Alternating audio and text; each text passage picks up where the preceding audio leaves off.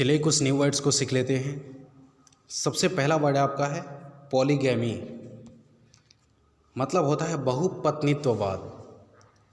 जैसे सबसे पहला वर्ड आपका है पॉलीगैमी, जिसका मतलब होता है बहुपत्नीत्ववाद।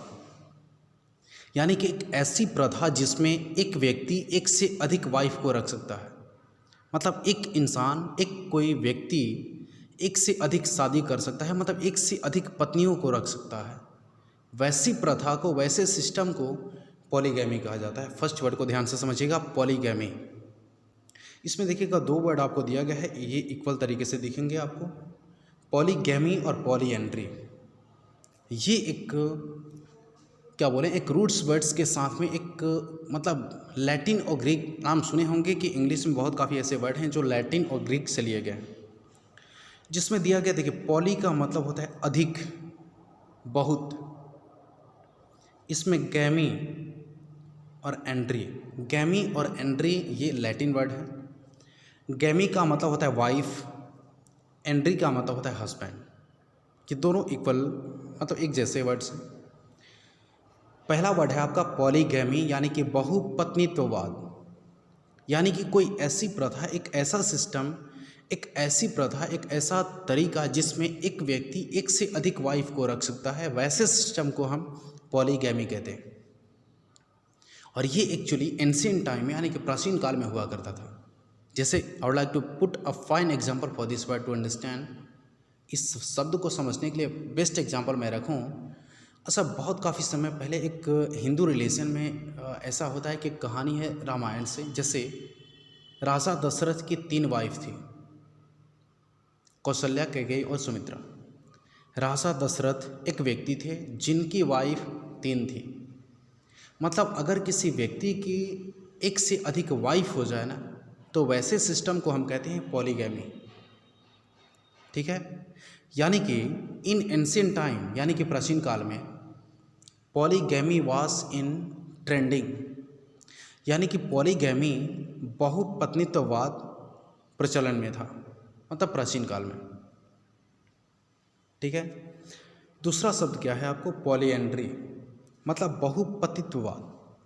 अब ये देखिए, इसमें है कि कोई ऐसी लड़की जिसके एक से अधिक हस्बैंड हो।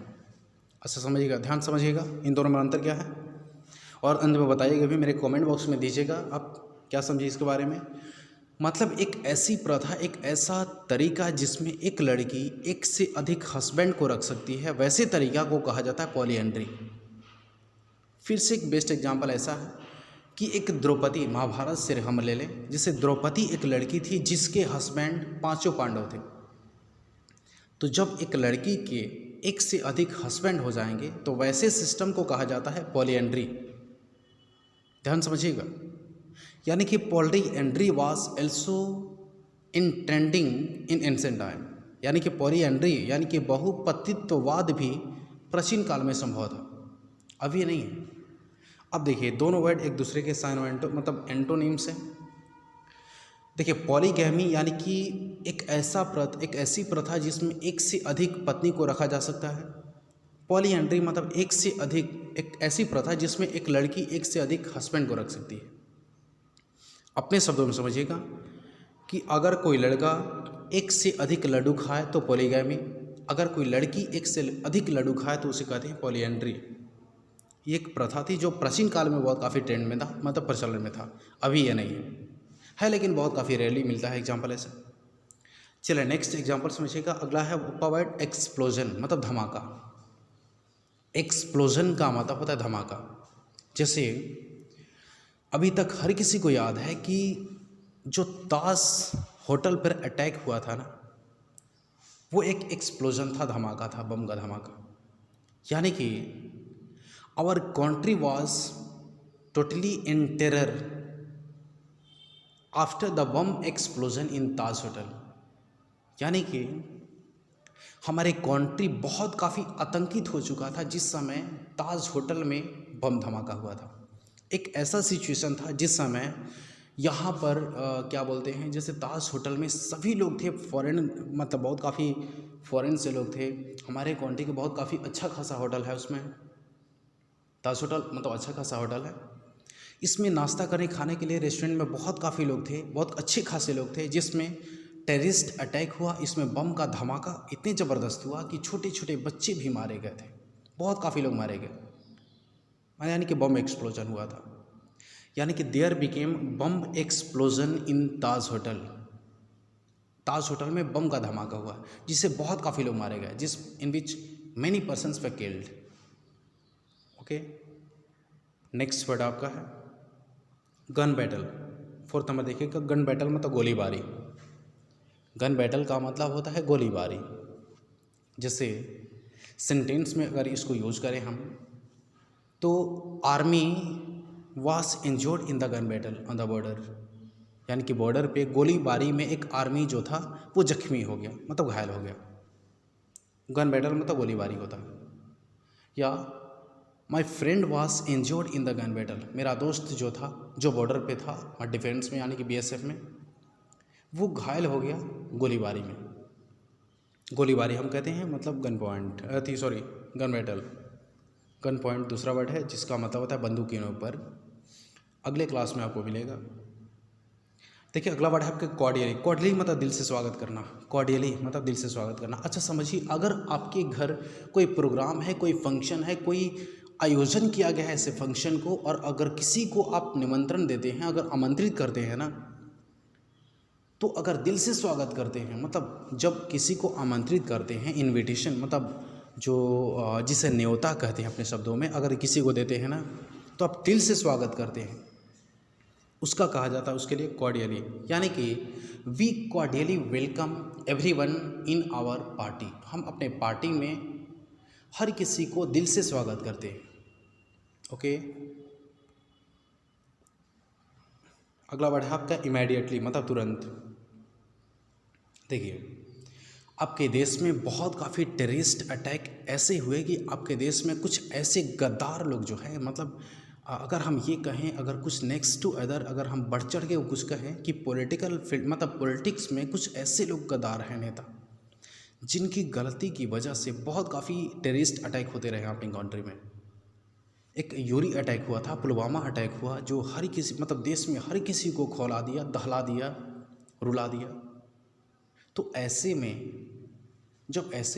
उरी अटैक हुआ था जिसमें हमारे जवान कुछ मारे गए थे। इसमें हुआ क्या चीज़, अब ऐसे में पूरी देश रो रहा था, बहुत काफ़ी शोक में था।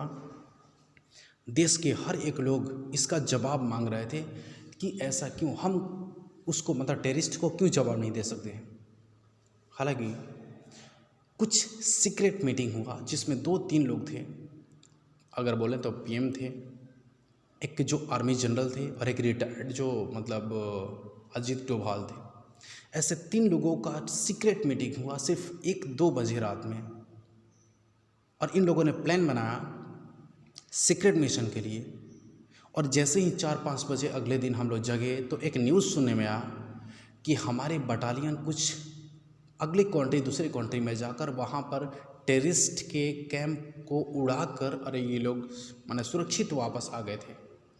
मतलब हमारे जो आर्मी जो थी ना, मतलब हमारे बटालियन, इसने इमीडिएटली तुरंत एक स्टेप लिया, मतलब कदम उठाया। यानी कि our country immediately took a step to respond the terrorist. मतलब हमारे देश ने इमीडिएटली तुरंत एक कदम उठाया टेररिस्ट लोगों को जवाब देने के लिए। ऐसे में पूरा देश हर किसी को साथ दे रहा था। नेक्स्ट वर्ड आपका है पोलाइटली मतलब नम्रतापूर्वक। पोलाइटली यानी कि we should politely behave with everyone. हर किसी के साथ आपको पोलाइटली बिहेव करनी चाहिए, मतलब नम्रतापूर्वक बिहेव करनी चाहिए। अब देखिए नेक्स्ट वर्ड आपका है क्या चीज़, इसेंट्रिक। इसेंट्रिक मतलब सनकी।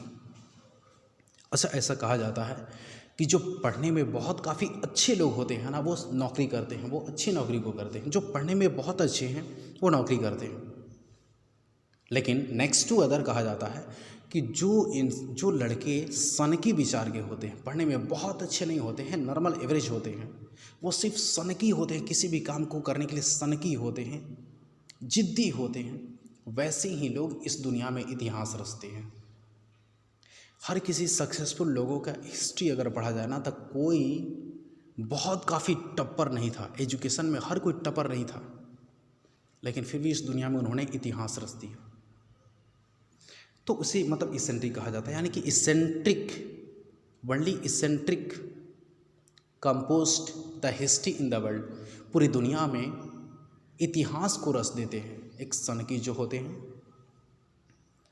नेक्स्ट आपका है फैंटेस्टिक, मतलब लाजवाब, जिसका कोई जवाब ना हो, यानी कि बहुत अच्छा। जैसे हम लोग गए थे किसी फंक्शन में गए थे, मतलब एनुअल फंक्शन किसी स्कूल का था, जिसमें एक छोटी बच्ची ने बहुत काफ़ी शानदार डांस किया स्टेज पे, मतलब ये बहुत काफ़ी फैंटेस्टिक डांस था। उसके लिए सेंटेंस में अगर इंग्लिश करें कि the girl performed fantastic dance on the stage, stage पे बहुत काफ़ी लाजवाब उसने डांस किया, मतलब फैंटेस्टिक होता है। अगला है फैबुलस, मतलब मुहमांगी, मतलब मुहमांगी कहने का मतलब फैबुलस मतलब महंगा। जैसे he gave me fabulous price on my birthday, मेरे बर्थडे पे उसने फैबुलस प्राइस दिया, उसने दिया। अगला है ओवर्टली या ओपनली, मतलब खुलेआम रूप से। ओवर्टली यानी कि बुध मतलब गर्ल्स एंड बॉयज वे आर वॉकिंग ओवर्टली, मतलब खुलेआम रूप से हाथ में हाथ डालकर घूम रहे थे। नेक्स्ट आपका है पेनेसिया, पेनेसिया का मतलब रामबाण, जिससे ऐसा कहा जाता है कि एक्सरसाइज करना हमारे लिए बहुत काफ़ी इंपॉर्टेंट है, जो हम सुबह में करते हैं। एक्सरसाइज अगर हम करते हैं तो हर किसी रोगों के लिए अचूक दवा है, हर किसी रोगों के लिए अचूक दवा है। जैसे exercise is the Panacea for all disease, माने सारे रोगों के लिए रामबाण है। अगर हम एक्सरसाइज करते हैं तो हमें किसी तरीके का दवा खाने की आवश्यकता नहीं है, क्योंकि एक्सरसाइज मेंटेन्स आवर बॉडी, हमारे बॉडी को मेंटेन करता है। एक चीज़ ध्यान दीजिएगा कि जो वर्ड्स को अभी आप पढ़ रहे हैं ना, आपके पास में पेन और कॉपी होना बहुत ज़रूरी है। इस वर्ड्स को पूरा होने के बाद में आप स्क्रीनशॉट ले लीजिए, इसके बाद में हर एक वर्ड से आप सेंटेंस बनाइए। सेंटेंस ये मत डरिए कि आपसे गलती होगा, कोई बात नहीं, सिंपल तरीके से सेंटेंस बनाइए, वर्ड्स आपको परमानेंटली याद हो जाएगा। और वर्ड्स इतने इंपॉर्टेंट, हर कोई कहता है कि वर्ड्स पावर अगर हो तो इंग्लिश बहुत काफ़ी स्ट्रांग हो सकता है। तो ध्यान दीजिएगा, मैं आपको बता रहा हूँ कि आपको ऐसा ज़रूर करना है। नेक्स्ट देखिएगा, अगला है मार्टियर, मार्टियर मतलब होता है शहीद। शहीद का मतलब होता है यानी कि अपने देश के लिए जान दे देना। जैसे Bhagat Singh became martyr for the country, मतलब देश के लिए वो मार्टियर हो गया, यानी कि शहीद हो गए, उनके नाम में कहा जाता है शहीद भगत सिंह। देखिए हर किसी वर्ड से आप सिंपल तरीके से सेंटेंस बना सकते हैं। जैसे मार्टियर से बनाना है शहीद, माने जान को त्याग कर देना। Bhagat Singh became martyr for the country, Bhagat Singh देश के लिए शहीद हो गए। अगला है बर्गलर, अच्छा बर्गलर मतलब सिंध मारने वाला। अच्छा देखिए बर्गलर मतलब सिंध मारने वाला, एक बर्गल वर्ड है यानी कि सिंध मारना। अच्छा सिंध मारना होता क्या है? अच्छा बड़ा एक इम्पॉर्टेंट वर्ड है जी, सिंध मारना बहुत काफ़ी इम्पॉर्टेंट वर्ड है। अच्छा आज के डेट में कुछ चोरी डकैती अलग तरीके से हो रहा है, छीना झपटी हो रहा है, लेकिन पहले था सिंधमारी, सिंध मारने वाले लोग होते थे, मतलब सिंधमारी होता था। सिंधमारी होता क्या है? पहले जो घर मकान होते थे वो मिट्टी के होते थे, तो उस समय करते, देखिए मैं आपको समझा रहा हूँ एक स्टोरी से, स्टोरी बहुत काफ़ी अच्छे तरीके से समझ आएगा, ध्यान से समझिएगा। बर्गलर मतलब सिंध मारने वाला, यानी कि पहले जो मिट्टी के मकान होते थे ना, तो उसमें सिंधमारी होकर चोरी किया जाता। अच्छा सिंधमारी होता क्या है? अच्छा मिट्टी का मकान होता था ना, तो उस पर बाहर से लोग करते क्या थे, उस पर पानी गिराते थे, कुछ देर तक पानी गिराएंगे, मिट्टी बहुत काफ़ी सॉफ्ट हो जाएगा, और उसको धीरे धीरे किसी नुकीली चीज़ों से काट देते थे, होल कर, मतलब एक छिद्र कर देते थे, माने एक बड़ा सा होल कर देते थे। अब ऐसा होल कर देते थे काट कर वो बिल टाइप का, कि अब बाहर से उस दीवार में होल कर दिए, दीवार में छेद कर दिए, बिल कर दिए, और उसके सहारे घर में घुस सकते हैं। लेकिन इसमें एक विकफंडा है कि अगर हम जिस समय दीवार को काट रहे हैं, अगर हम उसमें घुसे, जैसे मुंडी घुसा है हम, अगर अंदर कोई नहीं जगह है तो जाएंगे और सब चोरी तो कर लिए, मतलब सब सामान लूट लिए। अगर काटते समय अगर घर वाला कोई जग गया है तो क्या होगा कि बगल में फारसा लेकर और चाकू लेकर, तलवार लेकर खड़ा होता था, जैसे मुंडी घुसाएगा मारेगा, कट जाएगा मुंडी। तो इसीलिए सिस्टम था कि पहले पैर को घुसाते थे लोग। अच्छा इसमें भी एक लॉजिक है कि जो नया ज्वाइनिंग वाला जो चोर होता है उसको पहले किया जाता है। तो सबसे पहले अगर सिंधमारी में चोरी किया जाता था, व्हील में, सबसे पहला अपना मुंडी नहीं, पैर डालेगा। अच्छा, पैर डालेगा जब, अगर अंदर वाला कोई जगह नहीं है तो वो काम तो हो जाएगा। अगर अंदर वाला जग गया है तो उधर से मारेगा, टांग कट जाएगा आपका। अब चिल्लाएगा बाप बाप बाप। अब ये चोर लोग समझता है, जो मेन लीडर है वो समझता है कि अब इसका तो पैर कट गया है, तो भागा तो जाएगा नहीं, पासान में आ जाएगा, हम लोग पकड़े जाएंगे। वो मुंडी काट के लेके भाग जाता है। इधर से पैर गया, उधर से मुंडी गया। मतलब जिस पहले जो चोरी हुआ करता था ना, सिंधमारी का हुआ करता था, दीवार में हम बिल करके और उसके सहारे हम चोरी करके जाते थे, क्योंकि इतने बड़े पैमाने पर कुछ सुविधा नहीं था। आज तो बहुत काफ़ी हो चुका है। तो उसे हम कहते थे सिंधमारी करना, यानी कि बर्गलर बहुत काफ़ी यानी कि पहले जो था ना, ये ओल्ड टाइम्स में ये बर्गलर तो बहुत काफ़ी थे। यानी कि there were many burglars who were cheating the people, लोगों को चीट कर रहे थे। नेक्स्ट आप समझिएगा, लास्ट है स्केप गॉड। स्केप गॉड का मतलब होता है बलि का बकरा। अच्छा, बलि का बकरा मतलब क्या होता है? आज भी हमारे देश में एक रिकॉर्ड है कि जो बड़े बड़े बाप के बेटे जो होते हैं, पूंजीपति लोगों के बेटे होते हैं, वो बड़े बड़े कांड भी करते हैं, मर्डर करते हैं, एक से कुछ चीज़ें करते हैं, लेकिन वो पकड़े नहीं जाते हैं। अच्छा, कोई मंत्री जी का बेटा अगर मर्डर किया, वो उस मर्डर को, उस केस को किसी अपने ड्राइवर के नाम पे डाल दिया। ड्राइवर से बोला कि मैं तुमको 10 लाख रुपया दूंगा, तू अपने नाम पे ले ले। अब इस मर्डर केस में बलि का बकरा कौन बना? ड्राइवर। तो इसे हम कहते हैं बलि का बकरा, स्किप गॉड। यानी कि जो रियल, जो मतलब क्रिमिनल नहीं है, लेकिन उसको फंसाया गया, उसको अलग तरीके से इम्पोज किया गया, उस पर अपनी मर्जी को थोपा गया, वैसे कहते हैं स्किप गॉड।